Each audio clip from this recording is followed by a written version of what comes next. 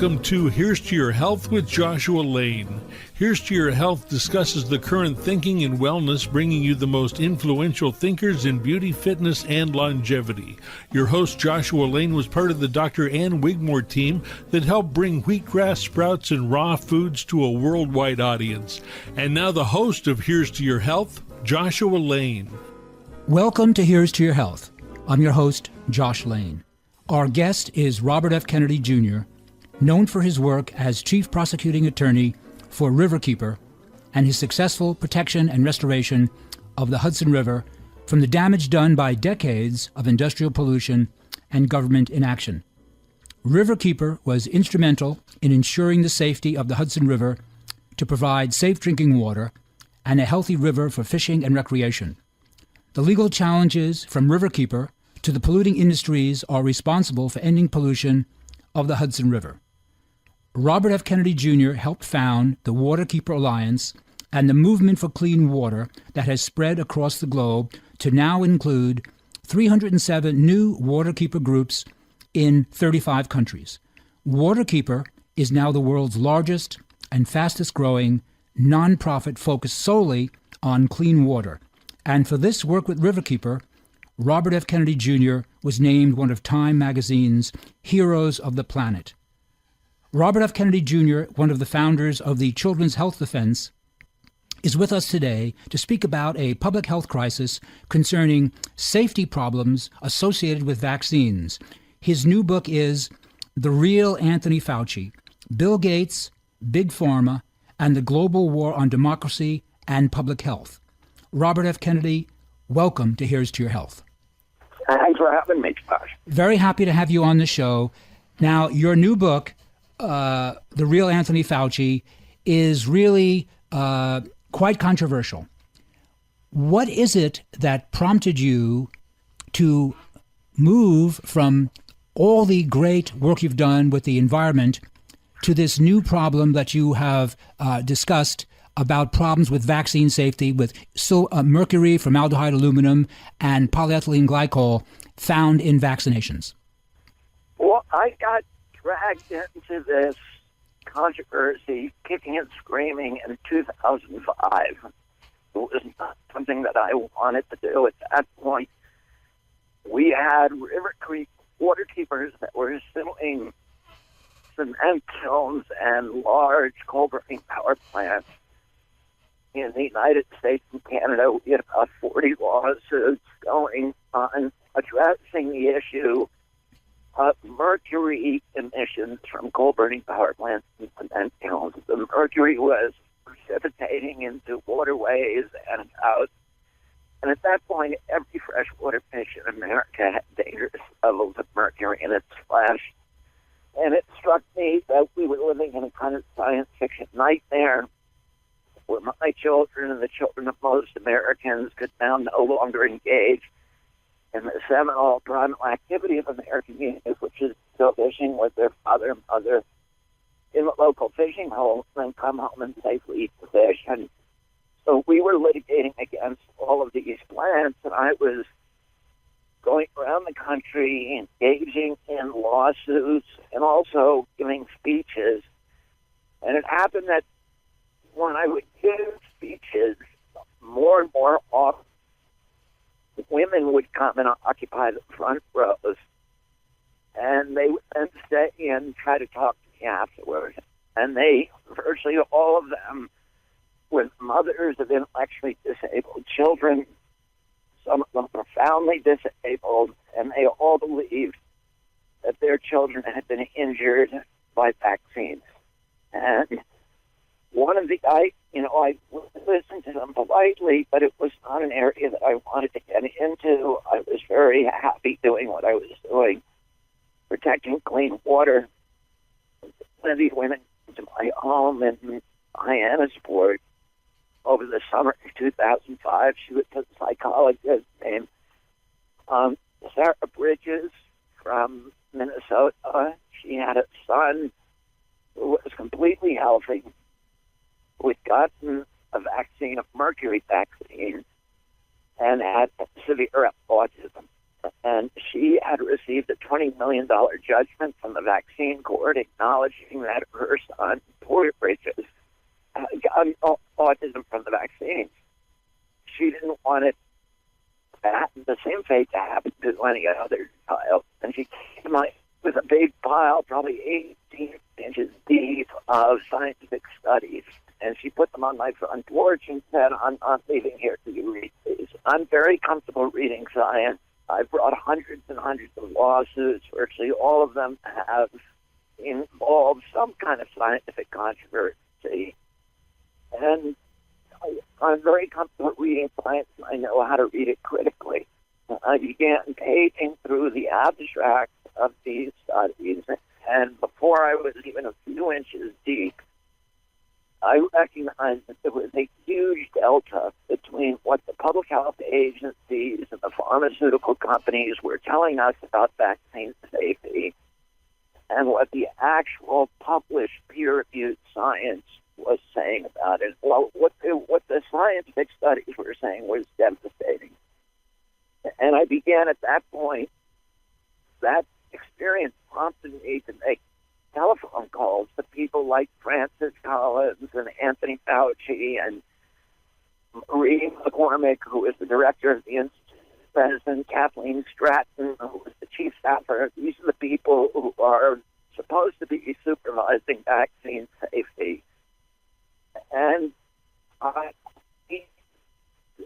either these critical public officials were either completely, let's say this, not conversant with the applicable science, or in some cases they were lying to me. And that experience catapulted me into kind of this new area of interest, and very reluctantly, where I started looking at the impacts on children and recognized that we have a whole generation of children today that are vaccine damaged, severely, grievously vaccine damaged. And, before the vaccine program, in 1940, about 6% of American children had chronic disease. By chronic disease, I mean autoimmune diseases like juvenile diabetes, rheumatoid arthritis, neurodevelopmental diseases like ADD, ADHD, speech delay, language delay, tics, Tourette syndrome, ASD, autism, and allergic diseases like peanut allergies, asthma, eczema, anaphylaxis. These were injuries that up until 1989 were virtually unknown among Americans. The vaccine schedule, when I was a kid, I was born in 1954, I got 3 vaccines and I was compliant. My children had to get the 72 doses of 16 vaccines.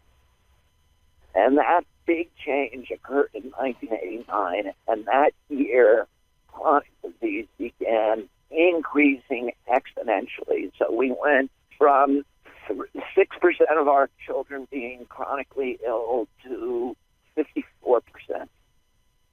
And that's where we are today. At least 54% of our children have these debilitating illnesses. And we're in the middle of a crisis that dwarfs the COVID-19 crisis. If you really want to look at the cost, the long-term cost of our country, we now are, the most recent CDC data show that 1 out of every 20 boys now has autism. These are children who will never recover. They'll never throw a baseball. They'll never go out on a date. They'll never pay taxes. I'm talking about severe autism, people who are nonverbal, non-toilet trained, headbanging, stimming, all, toe walking, this very typical behavior. They'll never write a poem. They'll never read a book. And we are taking a number of these children now in our society, special education. Many communities out 25% of our education budget. These are kids who will never serve in the military.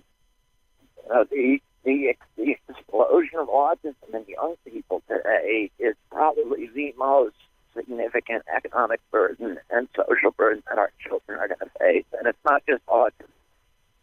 It's all of these other chronic diseases, the seizure disorders, the diabetes, the arthritis, the allergic diseases, which were unknown. I had 11 siblings, over 70 first cousins. I never knew anybody with a peanut allergy.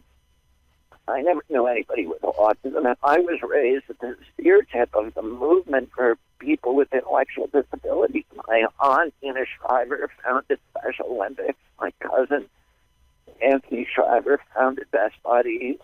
My uncles wrote the laws that gave rights to people with intellectual disabilities. I spent 200 hours as a high school children's student in Wassaic Home for the Retarded working. We never saw anybody with severe autism. It just simply did not exist. And in my generation, it still doesn't exist. I've literally never seen a 66-year-old man with the kind of severe autism that is typical in every American classroom today. I've never seen a 66-year-old man wearing diapers and a helmet and headbanging and stimming and non-verbal, non-toilet trained, and they're not like they're housed somewhere. There is no place for older people like that. And this time bomb that we've now lit is about to explode on our society is not only a humanitarian and a moral crisis, but it's also probably the biggest economic crisis that our country has ever faced. Wow. Our guest is Robert F. Kennedy Jr., the author of an important new book called The Real Anthony Fauci, Bill Gates, Big Pharma, and the Global War on Democracy and Public Health. So your investigation as to problems with mercury in vaccines, prompted you to continue with this important work and write this book and be involved with the group Children's Health Defense. Now, what is the thinking that you have now? Let's jump to the COVID-19 pandemic. What's your thinking about the vaccines for the COVID-19 pandemic? Well, we know Children's Health Defense does not give recommendations. So we don't tell people you shouldn't take this vaccine or you should. What we do is we give information, and it's information that is critical for people making up their own minds. And it's information that you will not get from the government or from official databases, because it's information that the government does not and the pharmaceutical industry do not want you to know about the COVID vaccine. And, the main things I would say about is that when I say we don't give advice about whether individuals should take the vaccine, and that calculation should be an individual calculation, because the risk profile for each age group and, depending on what kind of comorbidities that you have from COVID is very, very different among individuals. And there essentially is zero risk to children from the disease COVID-19, zero risk. In fact, a recent study by the Lancet shows that they could not find a single healthy child who had ever died from COVID. I think there are something like 380 children under the age of 20 who have died from COVID, but they're all people, in a population of 350 million people, 380 million people. A tiny number, and they're all children with severe comorbidity. So for a healthy child, there is zero risk. And yet the vaccines are very, very risky, particularly for children. It appears that the stronger your immune system, the greater risk you have from the vaccine. Oh, and during the Moderna trials, 100% of the children were sickened or experienced serious adverse events after the second dose. 21% had to be hospitalized or required medical intervention in the high-dose group and 6% in the low-dose group. So if you give this vaccine with those kind of metrics, if you give this vaccine to 80 million children who do not need it, who will get zero benefit from it. You will get a lot of kids who are dead and a lot of kids who are severely injured. And we're already seeing it. We're seeing children die. And yet none of these children would have died from COVID. So how can you justify morally, ethically, from a public health standpoint, how can you justify giving that kind of intervention to any child? It just doesn't make any sense. The other thing I would say, and by the way, the Lancet said, even taking those ill children, the ones who did die, the 384, the risk from COVID, the average of it under 16 is 1.6 million. That means you're giving this to 990,000 children who get zero benefit from the vaccine in order to prevent one death. So you better make sure you're giving it to that many children that the injury rate is zero. And it's not. The injury rate is enormous. It's the most dangerous vaccine we've ever had in history. Half the deaths from all vaccines since 1986 listed on VAERS or reported to VAERS, the Vaccine Adverse Event Reporting System, which is the post-licensing surveillance system. Half of those have occurred in the last 9 months. Since we had broad coverage from these vaccines, and they're attributed to the COVID vaccine. So the number of deaths and injuries, it looks like a hockey stick on theirs. It's just a steady injury rate for 30 years, and then suddenly off the charts. This is a very dangerous medical intervention. People should have a choice, number one, about whether or not they risk it, because the risk is different for everybody. So why are we coercing people? People should be able to make up their mind. It should not be given to children except under extreme circumstances. It is medical malpractice to do so. It is child abuse for a parent to allow their child to have this intervention. And parents have an obligation to research it themselves, in my view. The same way that you research the food that your child gets to make sure it's healthy, and baby carriages and the car seats, you need to do your own research on this vaccine. The other thing to say about the vaccine that is really noteworthy now is that we now know the vaccines don't work. What do I mean by that? And this is what we and many experts have predicted from the outset, that if you vaccinate people with a novel technology in the middle of a pandemic, you're going to create all these kinds of variants, because this is not a sterilizing vaccine. In other words, there are sterilizing vaccines that mean if you get the vaccine, you cannot get ill. It literally kills all of the microbes of that strain that attack you. But in this vaccine, the strain still survives, just in lower numbers. And that means that you have turned your body into a factory for kicking out vaccine resistant, for producing, breeding vaccine-resistant strains. And this is what Luc Montagnier, who won the Nobel Prize for discovering the HIV virus, this is what he predicted from the outset, is people who take these vaccines are becoming factories for producing variants, and the that they produce naturally will be resistant to the vaccine, and they will spread across the population. And what we're seeing now is a Delta variant where unvaccinated people are getting these at the same rate as vaccinated people. So, on Cape Cod, where I live, 74% of the people who got the Delta variant in the last 2 weeks in this epidemic now on Cape Cod were vaccinated.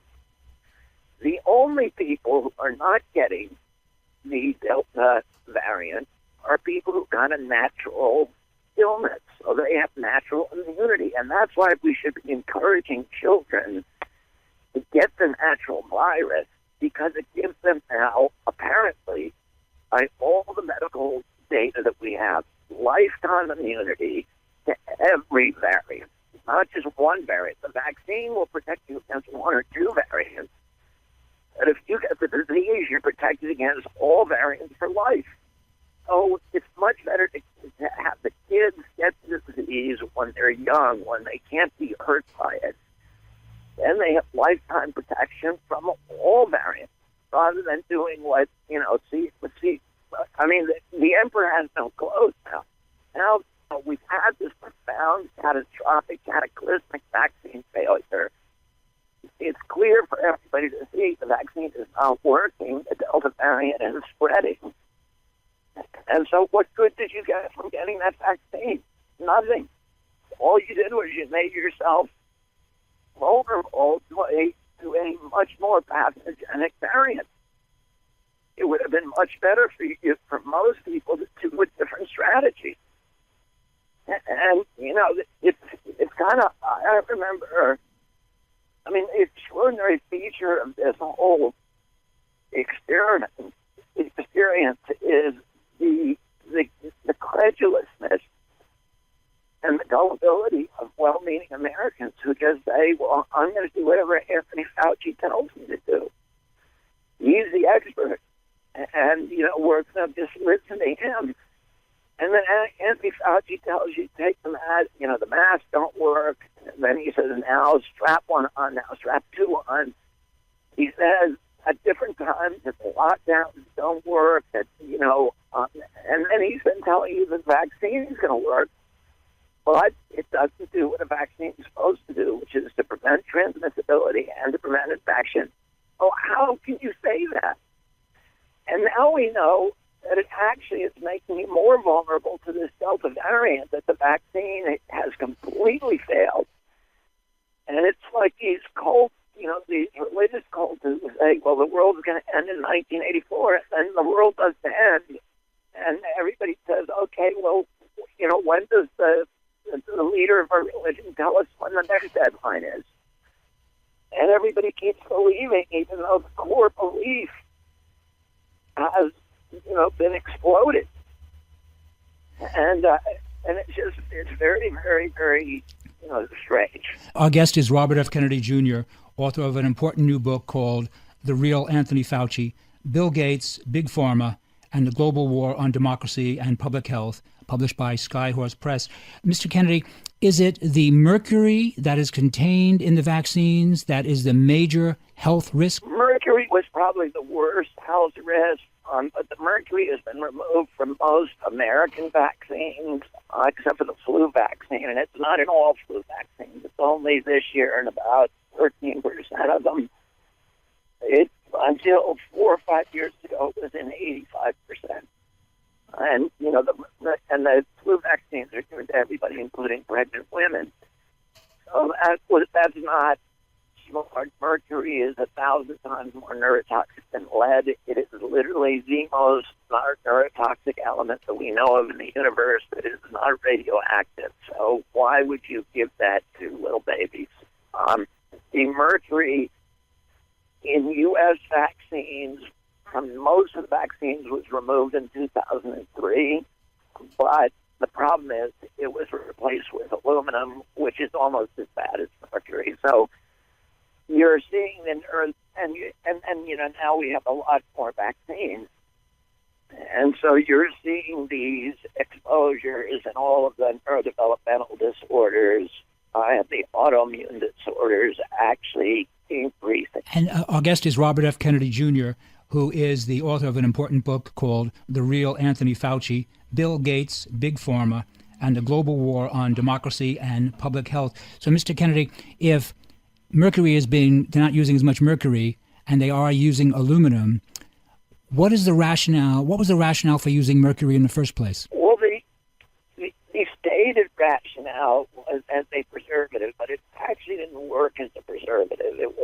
It killed streptococcus. It took 30 times the amount of mercury to kill streptococcus as it did to kill brain cells. So in order to kill one streptococcus germs, you had to kill you had to use 30 times the mercury that it took to kill your brain. Oh, it's not. It was not an effective preservative. The real reason, and we were told this when I met with Dr. Mark Hyman, who's a well-known kind of functional medicine doctor, 22 New York Times bestsellers. Lynn Redwood, who's a nurse practitioner and advisor to the HHS and the Pentagon, and is now running my organization, Children's Health. And I met with NIH in, I think, around 2014, and they told us during that meeting that the real reason that mercury was in the vaccines was not as a preservative, but as an adjuvant. An adjuvant is a substance or compound that vaccine makers add to the vaccine to increase the allergic response to the vaccine. So early on, vaccinologists recognized that live virus vaccines, like the polio vaccine, that they actually could mutate in your body and they could start epidemics. And today, for example, 70% of the polio in the world is coming from vaccinated people. And so the regulators early on expressed preference for dead virus vaccines that would not do that. So the dead virus vaccines do not provoke on their own a robust immune response. And vaccinologists found very early on that if you add something hideously toxic to the vaccine, that you can amplify the immune response even for a dead virus vaccine. So in order to get these licensed, they have to demonstrate that they are provoking a robust and durable antibody response. In other words, antibodies that will last in your body for a number of years. And that's how they get their license. And the dead virus vaccine simply could not do that. But when they added something really, really toxic, like, for example, squalene, which is an oil that comes from sharks that causes brain injuries and autoimmune diseases, or mercury or aluminum, that those, they literally went on a search throughout the world looking for the most toxic things that they could find in order to add them to the vaccine. And that's why vaccinologists don't like toxicologists, because the toxicologists ask these awkward questions like, what happens to the mercury after it amplifies the immune response? Is it staying in your body? Is it going to your brain? Is it causing inflammation? Is it causing neurological damage? These are things that the vaccinologists and the virologists don't want to answer. And so you will not find toxicologists working in the vaccine and the NIH vaccine division in any kind of position of responsibility. They are a marginalized group because they're trained to say what happens to it afterwards, and there is no good answer. Our guest is Robert F. Kennedy Jr., author of the book The Real Anthony Fauci, Bill Gates, Big Pharma, and the Global War on Democracy and Public Health, published by Skyhorse Press. Mr. Kennedy, it seems to me that you were so well liked when you were doing work for 30 years to clean up the Hudson River and waterways all over the United States and around the rest of the world, and yet you seem to be so terribly criticized now for your scientific research into problems associated with vaccination. You seem to be upsetting the apple cart. Am I correct in saying that? Yes, I would say that was accurate. And you did mention, I attended a lecture that you gave, a public lecture, and you mentioned that when you were at Pace doing work, that right next door to your office was the school's health clinic. And you mentioned that you received lots of flu vaccines year after year. And in retrospect, do you feel that was not good for you? Well, I told this story. People should not read too much into it, but in 1996, when I was 42 years old, I got this disease called spasmodic dystonia, which affects your my voice. I had a very, very strong voice prior to 1996, unusually strong.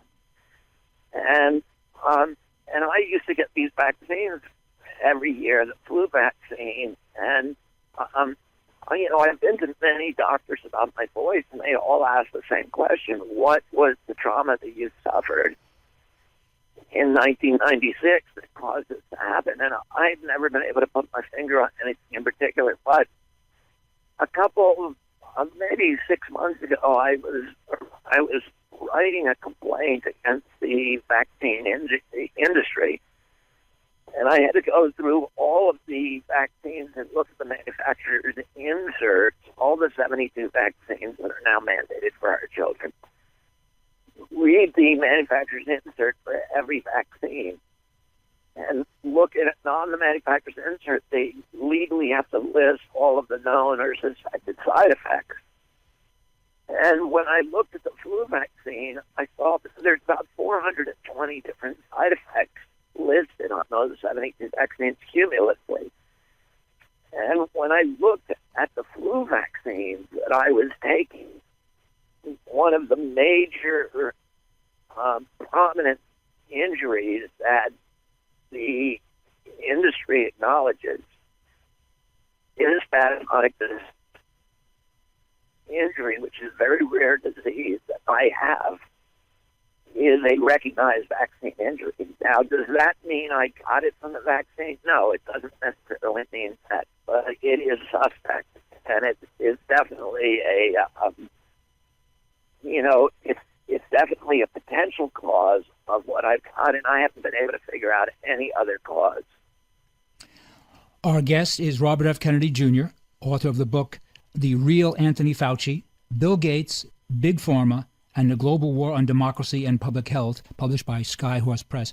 Mr. Kennedy, you seem to be the point man for taking abuse from even the New York Times and other influential publications that your information is not really good information. And yet you also promoted the idea that Anthony Fauci gave millions of dollars to the laboratory in Wuhan to get gain of function purpose on the COVID virus, and that indeed it was also being tested at Fort Detrick in Maryland, but that President Obama in 2014 shut it down. Do you really feel that indeed the United States government has paid for the research that goes on in Wuhan? Well, let me answer your first part of your question first. I'm accused of passing misinformation, but if you read the reports about me passing vaccine misinformation, none of them have ever been able to point to a single factual assertion that I've ever made that they consider misinformation. So they use the term vaccine misinformation not, to denote something that is false, but rather as a euphemism for any statement that departs from official proclamations or official orthodoxies. But it doesn't mean that it's true or not true. And, I'm very, very careful about the statements I make. And on Children's Health Defense website, yesterday the New York Times aired a story that said we get more reposts on our stories on the Defender, which is our newsletter, and the World Health Organization and the CDC combined for their entire websites on vaccines. So people are reading what we say, and they're reading it not because it's false information, but because it's true. And what you read on WHO and CDC is very often false.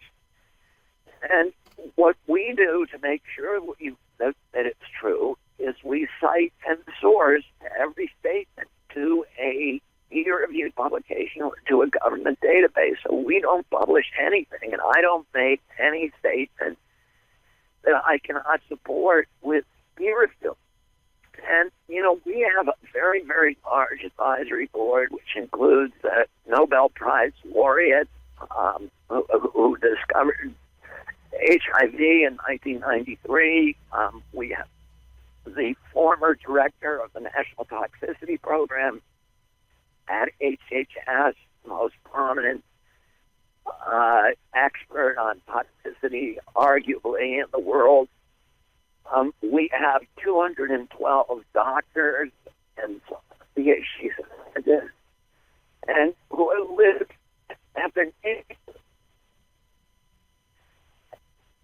people would want to be anywhere near me. This patient. So, we have an entire staff of doctors, nurses, scientists who all they do is fact checking to make sure that nothing we say is misinformation.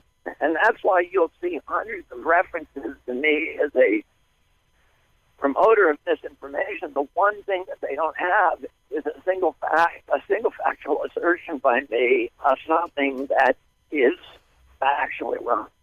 So that's my first answer. What was your second question? I forgot. The question was about the gain-of-function research at the Wuhan laboratory. Okay, so I made this assertion on my Instagram. I was removed from Instagram for it. I did not make the assertion, by the way, that the coronavirus 19 came from the Wuhan lab. We don't have all the information that we need to make that assertion.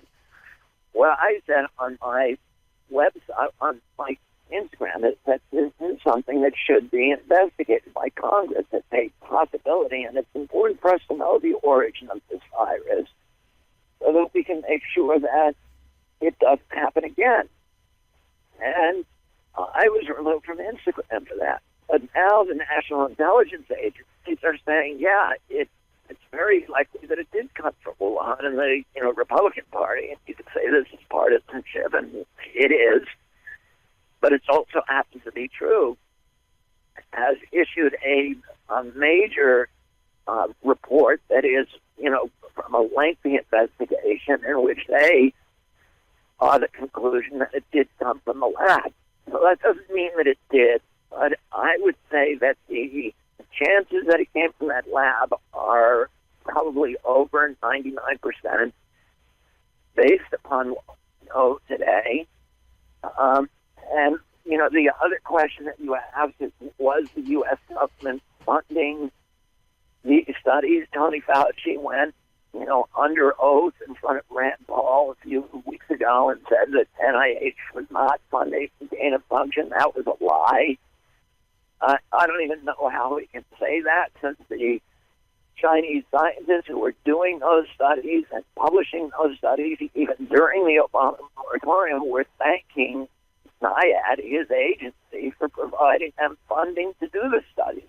And the study, specifically, the study that they thank him for profusely is a study by Zheng Lixi, who is the bad lady, where they took coronaviruses from the anus of bats of Guangdong province, and they manipulated them. These were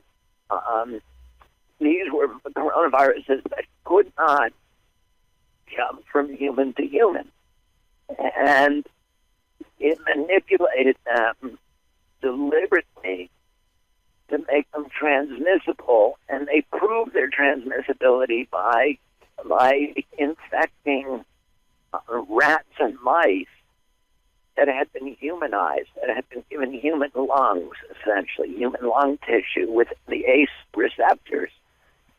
And they were able to show that they had taken a microbe, a pathogen that could not jump from human to human, and they had taught it to jump from human to human. And the question is, was that the coronavirus that is now infecting humanity, or was it closely related to that coronavirus? And those are things that we need to be exploring. It appears that, yes, it was closely related. It came from the same collection. And and clearly Tony Fauci was funding these. He he knew it was what happened is in 2014. A lot of his little microbes happened to escape from different labs. He was doing these experiments, at least 21 of them, in Galveston at NIH's lab there, at Ralph Barrett's lab in North Carolina, at Fort Detrick, and a number of other places. And these were what they call dual use. It was weaponizing viruses, and you do it to ostensibly to create vaccines, but the military is very interested in it. It wasn't just Fauci who was funding it. It was also DARPA. It was the PREDICT program, which is the CIA program. So the CIA was funding them through USAID. DARPA was funding them. The Pentagon was funding them through DARPA. And the DARPA, by the way, is the Pentagon's hedge fund.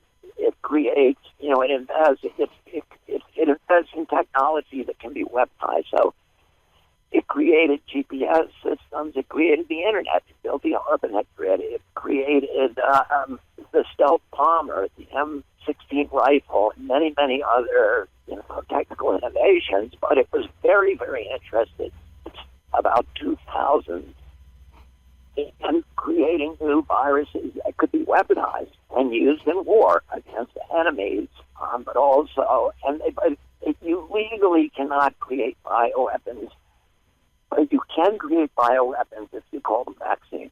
So if you tell the public, here's research, it allows you to do bioweapons research, and that's what they were all up to. And the reason Tony Fauci was doing it is because after the anthrax attack, he went to the military and Congress and said, I am the best guy to develop these, bioweapons defenses.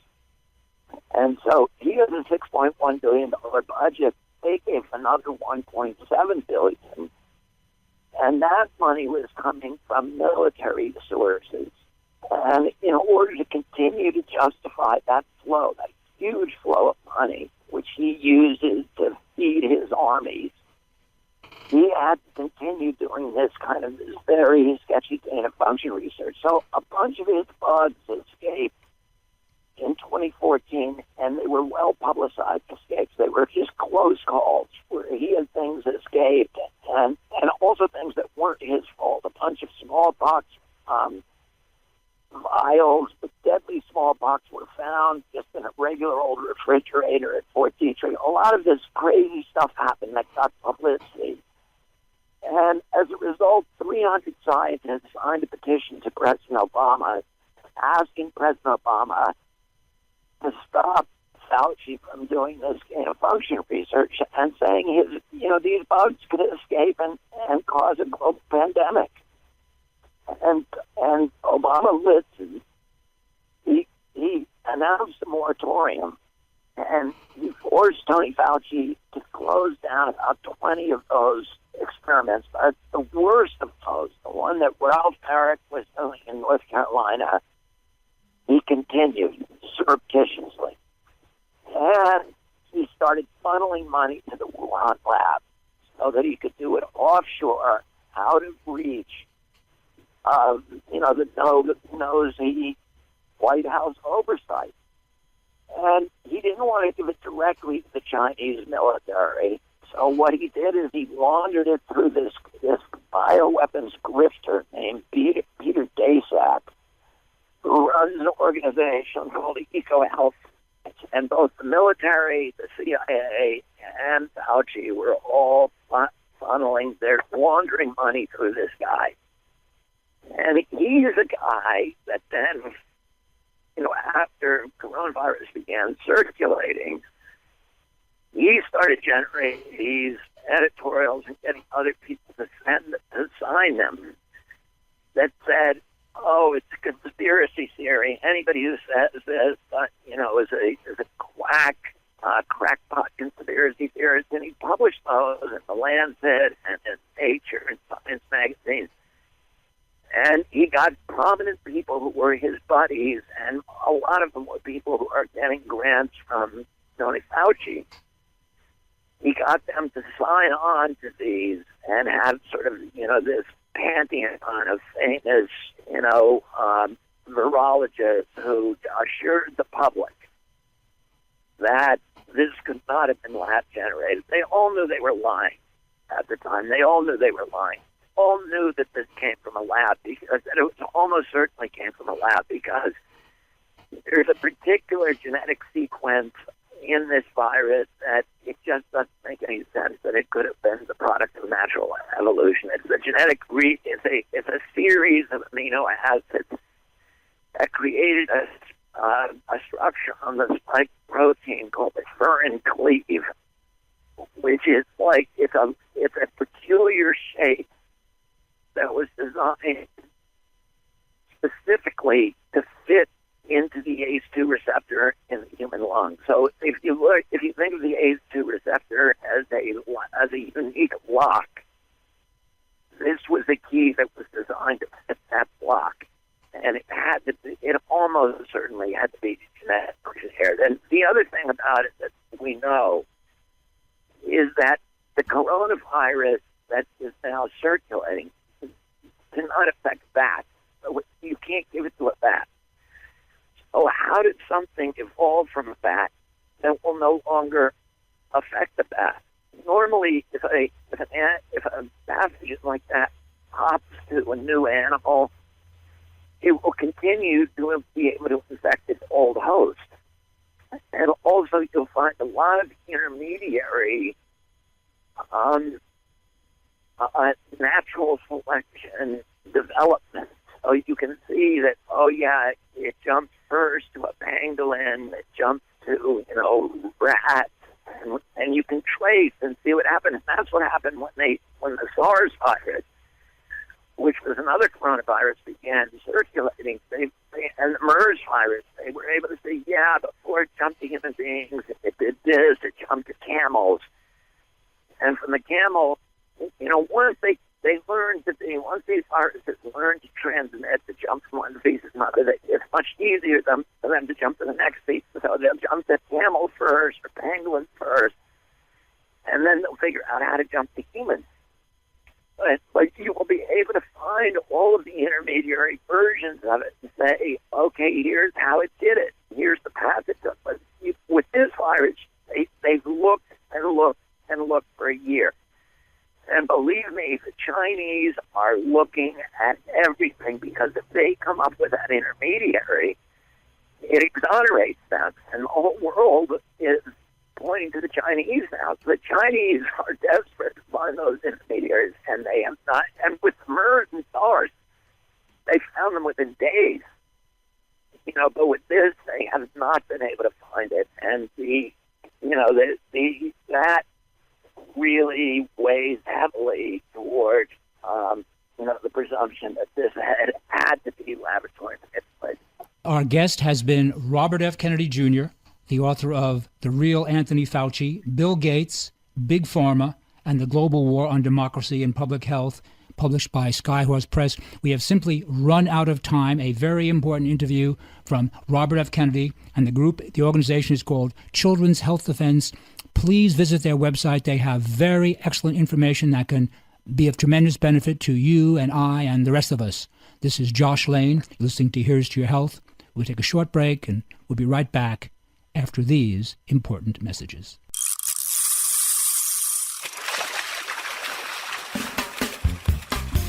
Medical scientists worldwide are encouraging people to eat more fish. And most American diets are low in important omega-3 oils. Omega-3 oils are the vital components of fish that provide numerous health benefits. Carlson Elite Omega-3 Gems supply concentrated amounts of these omega-3 oils that are needed to support vision, brain function, and a healthy heart. Each great-tasting Carlson Elite Omega-3 Gem Soft Gel contains 1,250 milligrams of fish oil from deep cold water fish. That supplies a full 800 milligrams of omega-3s, all in only one easy-to-swallow soft gel. You can take Carlson fish oils with confidence for they are tested for purity, potency, and freshness by an independent FDA-registered laboratory. Ask for Carlson Elite Omega-3 Gems at your favorite natural food retailer today. Hi friends, Monica Brandt here for AlloLife, #1 in aloe vera. As a professional international athlete for over 30 years between track, ninja, and fitness, I want to remind you of daily exercise plus AlloLife, my daily wake up to look and feel your best. AlloLife products boosted victory for me in 2016, winning first place World's European Union figure. See allolife.com athletes. Plus workouts are easier too with AlloLife products for digestion, energy, and stamina for success, or even dropping weight. It's so easy, friends, to choose a winning team. Aloe Gold or Detox Plus with certified organic daily green superfoods by AlloLife. Be your own best athlete with AlloLife products that work fast. allolife.com or 1-800-414-ALLO. Choose AlloLife today, friends. I'm glad I did. This is Monica Brandt, Fitness Olympia champion and fan of AlloLife for over 10 years. AlloLife since 1991. The latest from the greatest, the best in new music by classic rockers, with your host, the insane Daryl Wayne. This is Alice Cooper, and if Daryl Wayne is insane, what does that make me? Criminally insane. Stick around to find out. Many of the artist interviews for the latest from the greatest have been captured on audio book. There is a Volume 1 and Volume 2. Great information and conversations with people in the industry and people surrounded by the industry, and of course the rock stars themselves. I'm the Reverend Al Green, and you're listening to the insane Daryl Wayne. And I said Wayne Insane. You can find it on Amazon or Blackstone Audio. Search for the latest from the greatest from Daryl Wayne, Darrell Wayne. Hello, this is Weird Al Yankovic, and you're listening to the insane Daryl Wayne, aren't you?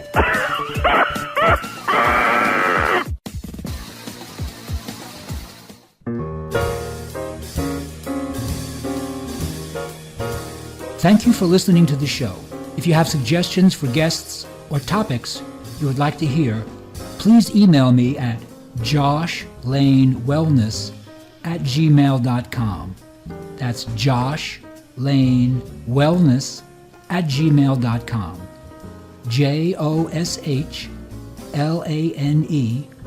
wellness@gmail.com. On behalf of the cast and crew, I would like to wish you a healthy and safe good evening. Friends, say goodbye to rough, dry, and troubled skin. Even acne scars fade with AlloLife Skin Gel by AlloLife, not over-processed. So look for the dark yellow color, like the ancients wrote about, that gets to work fast in 5 minutes to 45 days. Skin Gel for more beautiful skin by AlloLife. Call 800-414-ALOE. That's 800-414-ALLO. An A+ Better Business Bureau company. Skin Gel available at Whole Foods, Clark's, Natural Grocers, other quality stores, plus allolife.com. 800-414-ALLO. That's 800-414-ALOE. AlloLife, aloe vera. For you, 800-414-ALLO. Do something good for yourself. Zoom into the new year. Leaders in health products since 1991. AlloLife, for a healthier life. Medical scientists worldwide are encouraging people to eat more fish. Most American diets are low in cold water fish that are abundant in important omega-3 oils. DHA and EPA are the vital components of fish oil that provide healthy benefits. Not only are they crucial for brain and vision development, they're very important for cardiovascular health. Carlson, America's leading Norwegian fish oil brand, specializes in both great-tasting soft gels that are easy to swallow and fish oil liquids that don't taste fishy. That's right, Carlson provides the most extensive line of fish oils to meet all your needs. You can take Carlson fish oils with confidence, for Carlson fish oils are tested for purity, potency, and freshness. Ask for Carlson Norwegian fish oils today. That's right, ask for Carlson Norwegian fish oils today.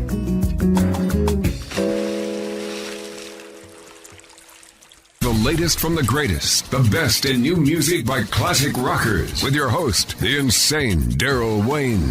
This is Alice Cooper, and if Daryl Wayne is insane, what does that make me? Criminally insane. Stick around to find out. Many of the artist interviews for the latest from the greatest have been captured on audio book. There is a Volume 1 and Volume 2.